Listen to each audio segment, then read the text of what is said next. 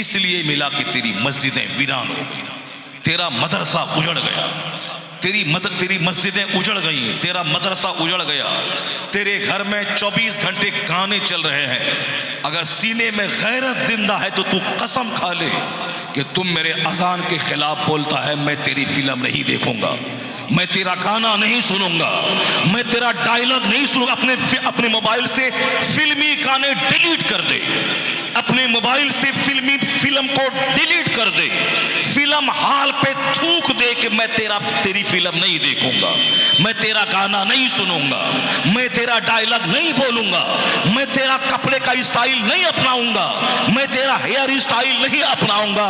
तू लड़ तो नहीं सकता, अलबत्ता अपनी नेकी बढ़ा सकता है, अपना तकवा बढ़ा सकता है, जलसों जुलूस मदरसों से रिश्ता बढ़ा सकता है। अगर खुदा तेरा हो गया, मुस्तफा तेरे हो गए, तो इन बंदरों का मुकाबला करना तेरे लिए बहुत बड़ा काम नहीं होगा, बल्कि जब तुझ में और उन बंदरों की पुजारी में मुकाबला होगा तो खुदा तेरा साथ देगा, बंदर उसका साथ नहीं देगा। बेशक। नारे तकबीर, नारे तकबीर, नारे रिसालत। हजरत अल्लामा मौलाना मुफ्ती शहरयार साहब क़िबला, सुभान अल्लाह, सुभान अल्लाह। मुसलमानों के वो बेटे बेशर्म और बेहया है जो मस्जिदों की तौहीन करते हैं। ऐ आवाज थोड़ी कम करो, गुंज कम करो। मुसलमानों के बच्चे वो बेशर्म और बेहया है, इतनी मुसीबतों के बावजूद वो मस्जिदों को वीरान करते हैं, जलसा जुलूस को एक तमाशा की तरह देखते हैं, 24 घंटे गुटखा खाकर, फटा हुआ पैंट पहनकर अपने आप को काफिरों का गुलाम साबित करते हैं। अगर गुलाम ही साबित करना है, किसी की नकल ही करना है, कपड़े में नकल, बाल में नकल, हाथ में नकल ही करना है, तो क्यों इन जोकरों और नाचने गाने वालों की नकल करता है? नकल करना है तो गौसो ख्वाजा की नकल कर, नकल करना है आला हजरत की नकल कर, नकल करना है महबूब सुबहानी की नकल कर, नकल करना है हसनैन करीमैन की नकल कर, नकल करना है मुस्तफ़ा जाने रहमत की नकल कर। हुजूर कहते हैं मन अहब्बनी कान मई फिल जन्ना, जो मुझसे मोहब्बत करेगा, मेरी सुन्नत पे अमल करेगा, मेरे साथ वो जन्नत में दाखिल हो जाएगा। अल्लाह सद। और अगर जो अमिताभ बच्चन की नकल करेगा, अमिताभ बच्चन जहां जाएगा वहां उसको जाना होगा। जो आमिर खान की नकल करेगा, आमिर खान जहां जाएगा वहां भी वो जाएगा। क्यों? हुजूर ने फरमाया है, बुखारी शरीफ की हदीस में आया है, अल मरअ मअ मन अहब, a man will be with those whom he loves. एक आदमी उसी के साथ होगा जिससे वह मोहब्बत करता है। तो जो मोहब्बत करता है फिल्म एक्टर से, वो उसी के साथ जहन्नम में जलेगा। जो मोहब्बत करता है किसी गंदे काली कलंडर हरामखोर लोगों से, उसका अंजाम उसी के साथ होगा। और जो मोहब्बत करता है गौसे आजम के से, तो गौसे आजम के साथ वो जन्नतुल फिरदौस में जगह पाएगा। इसलिए बंदे मोमिन काफिरों की नकल छोड़ दे, काफिराना कारोबार छोड़ दे, काफिराना तौर तरीका छोड़ दे, मोमिनाना शार अपना ले। अल्लाह का वादा है कि यहाँ तो मैं इज्जत दूंगा, हुकूमत दूंगा, खिलाफत दूंगा, और जब तुम मरेगा तो मैं अपने महबूब के पड़ोस में तुझे जन्नतुल फिरदौस में आला मकाम अता करूंगा। कि मोहम्मद से वफा तूने तो हम तेरे हैं, या जहां चीज है क्या अल्लाह कलम तेरे। ए चादर वाला भाई, ए चादर वाला भाई, देखिए वो इधर नहीं देख रहा है, वो भाग रहा है, वो जन्नत से भाग रहा है, जहन्नम जा रहा है। जो इस जन्नत की क्यारी से भागेगा जहन्नम जाएगा, जो इस जन्नत की क्यारी को उजाड़ेगा अल्लाह उसकी जिंदगी को उजाड़ देगा। इसको मत समझना कि ये कोई है मन में आया बैठा, मन में आया चल दिया, नहीं, ये जन्नत की क्यारी है। जो इसको उजाड़ेगा उसकी जिंदगी उजड़ जाएगी, उसके बाल बच्चे उजड़ जाएंगे, उसका खानदान उजड़ जाएगा। और जो मस्जिद और मदरसा को आबाद करेगा और जो जलसा को आबाद करेगा, अल्लाह ताला उसके खानदान, उसकी नस्ल को आबाद कर देगा, उसकी जिंदगी में सच्ची खुशी अता फरमा देगा। इसलिए और दूसरे काफिरों की तरह मत काम करो, दूसरों का कल्चर मत अपनाओ। मुसलमान हो, मुस्तफ़ा जान रहमत का कल्चर अपनाओ, सरकार दो जहां की तहजीब अपनाओ, आका अलैहिस्सलाम का तमद्दुन अपनाओ, हुजूर की महफिल में आके बैठो। नहीं कहते हैं कि साहब ये जन्नत की क्यारी है, जिसका जी चाहे यहाँ आए, और जो यहाँ आ गया जन्नत में घुसने के बाद कोई जहन्नम में नहीं जाता है। जन्नत में जो एक बार दाखिल हो गया वो जन्नत ही में रहता है, जहन्नम नहीं जाता। अगर इस नुक्ते नज़र से अगर आपने इस महफिल को देखा तो जलसा कभी उजड़ेगा नहीं और कभी नहीं बोलेंगे जलसा कराने के बाद के क्या फ़ायदा हुआ। यही बोलेंगे कि 4 घंटे जन्नत में रहने का जो मज़ा मिला है उसका असर अब सीने में 4 साल तक महसूस किया जाएगा। अल्लाह के नेक बंदों का कदम इस जलसे के बहाने गांव में आता है। एक आलिम अगर गांव में आ जाए तो 40 दिन रहमतों की बारिश होती है। इस जलसे के बहाने 1 दर्जन उलमा कराम आते हैं। एक मेहमान किसी के घर में आए तो वो अपनी रोज़ी अपने साथ में लाता है और अलग से घर वालों के पर इनाम नाजिल होता है मेहमान की इज्जत करने का। तो इसी आजकल मेहमान कहाँ आता है, हर दामाद भी ससुराल अब नहीं जाता है। दामाद को काम से फुर्सत ही नहीं मिलती है कि ससुराल जाए। हम लोगों को साल साल गुजर जाते हैं फिर भी ससुराल 1 घंटा जाने की फुर्सत नहीं मिलती है। वरना पहले लोगों के पास नहीं था कारोबार, बेरोज़गार था लड़का, शादी हो गई। पहले तो बेरोज़गार लड़के की भी शादी हो जाती थी, मैट्रिक में पढ़ रहा, IM पढ़ रहा, शादी करा दिया। अब तो MA करने के बाद भी झाड़ू लगाता है मगर शादी नहीं होती उसकी, क्योंकि आजकल गरीब से गरीब आदमी अपनी बेटी को बेरोज़गार लड़के को देना नहीं चाहता है। और बेरोज़गार दामाद की इज्जत भी नहीं होती है। उस दामाद की इज्जत होती है जो अपने साथ ससुराल जाए तो 5000 रुपये की मिठाई लेके ससुराल जाए, फिर तो साला साली ससुर सास सारे लोग उसको हथेली पर उठा कर रखते हैं। और जिसके पैसा रहेगा तब में मिठाई लेके जाएगा वो, और जो सिर्फ बिस्किट लेके जाएगा उसकी इज्जत उसी बिस्किट के हिसाब से होगी। तो उससे इसलिए अब अच्छा दामाद बनने के लिए भी पैसा चाहिए। 5000 रुपये पर ट्रिप में ये काजू है, किशमिश है सास के लिए, ससुर के लिए, और बीवी के लिए ये हॉर्लिक्स है, और बच्चों के लिए ये है साहब रस मलाई है। अब ये सब लेके जाएं तो फिर देखें मज़ा मिलेगा। अगर नहीं है पैसा तो पानी 1 घंटे के बाद ला के देगा, और 2 घंटे के बाद बिस्कुट और दालमोट आएगा। उसके बाद फिर एक दिन आएगा मुर्गा का गोश्त, और दूसरे दिन वो आलू और भात आएगा, दामाद भाग जाएगा। पहले होता था 5 दिन ससुराल में रहना, अब किसी के पास टाइम नहीं। बस शादी करके लाया, बीवी अपने घर में यहाँ रहो, माँ बीमार पड़ेगी तो साथ में लेके जाएंगे, बाकी यहीं घर में रहो। आजकल वो सब नहीं होता है। आजकल होता है कि साहब कौन जाता किसी घर में, कोई नहीं जाता। दामाद जब नहीं आता है तो और कौन जाएगा। ससुर नहीं आए, समधी नहीं आए, घर और लोग नहीं आए, मगर दामाद तो आएगा, मगर वो भी नहीं आता है। मेहमान आज घर में नहीं है, बरकतें ख़त्म हो गई।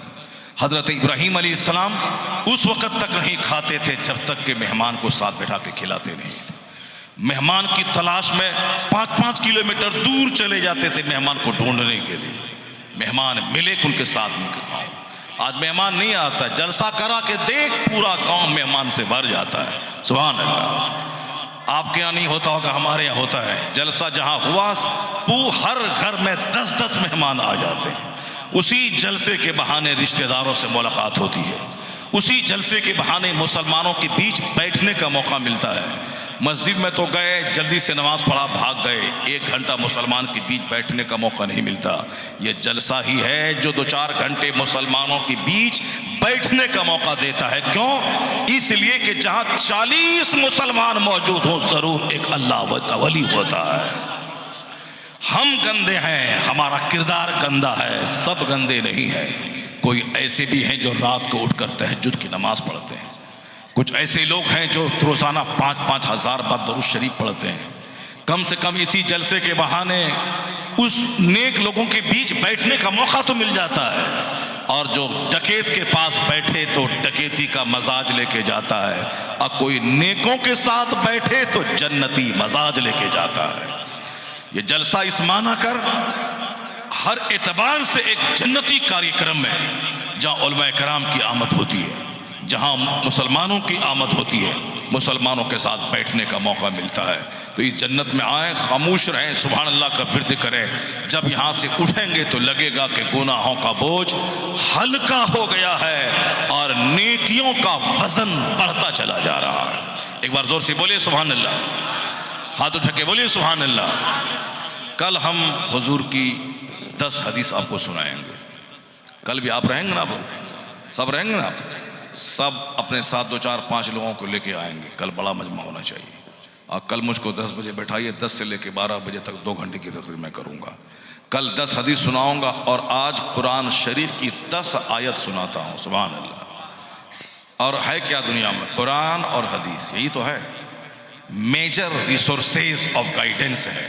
कुरान और हदीस ये सबसे बड़ा जरिया है हिदायत का। क्या है? कुरान और हदीस। कुरान अल्लाह का कलाम, हदीस रसूल पाक का कलाम। इको घटा दो बेटा, कहाँ गया रे? इको घटा दो, इको कम करो, वो आवाज बाहर में गूंजती है, साफ रखने दो।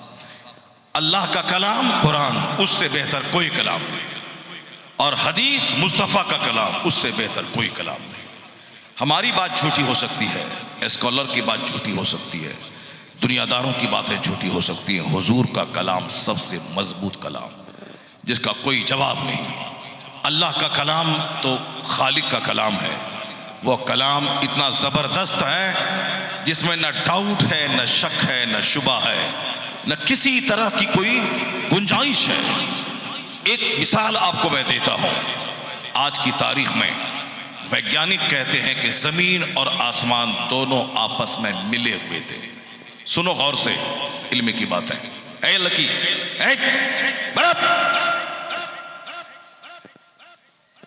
नंगे सर आई है, सर्दी का ज़माना, नवंबर की 2 तारीख है, सर्दी की आहट हो गई है। मर्द बेचारा सर पे टोपी और शूटर पहने हुआ है, और उसको देखिए जिसका चमड़ा कमज़ोर, जिसका बदन कमज़ोर। मर्द के मुकाबले में आधी ताकत होती है औरतों के पास। उसको तो 4 शूटर और पहनना चाहिए, नहीं, वो सर पे टोपी भी नहीं पहनी है, गरम टोपी, इसलिए ताकि उसके सर का बाल का मेकअप बिगड़ न जाए।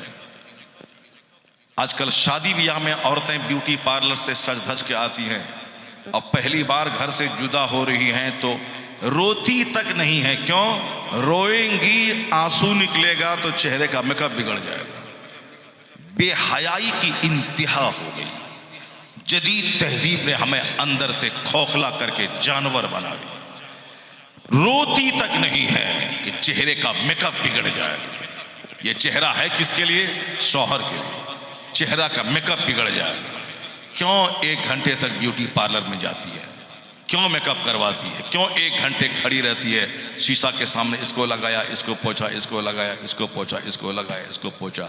ये 10 डब्बे का लोशन खूबसूरत नहीं बनाएगा। सुनो, मैं तुम्हारी बात नहीं कहता हूँ। जो अक्लमंद वाइज बहुत बड़ी खातून है अमेरिका की, यहूदी औरत, मुसलमान, अमेरिकन काउंसिल फॉर वीमेन, औरतों की तंजीम की एक लीडर है, वो कहती हैं कि मुसलमान औरतों को ज्यादा केमिकल लोशन लगाने की जरूरत ही क्या है।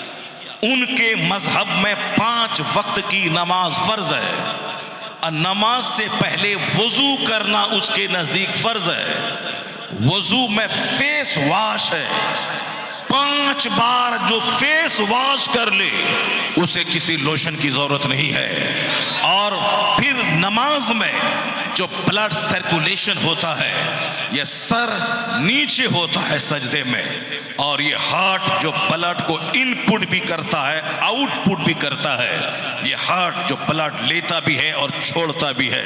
तो ये हार्ट सर की तमाम रगों में नहीं पहुंचा पाता है ब्लड जब बंदा खड़ा रहता है, लेकिन जब सर नीचे रहता है और हार्ट ऊपर रहता है तो फुल मिकदार में ब्लड चेहरे और सर की सारी रगों में पहुंच जाता है।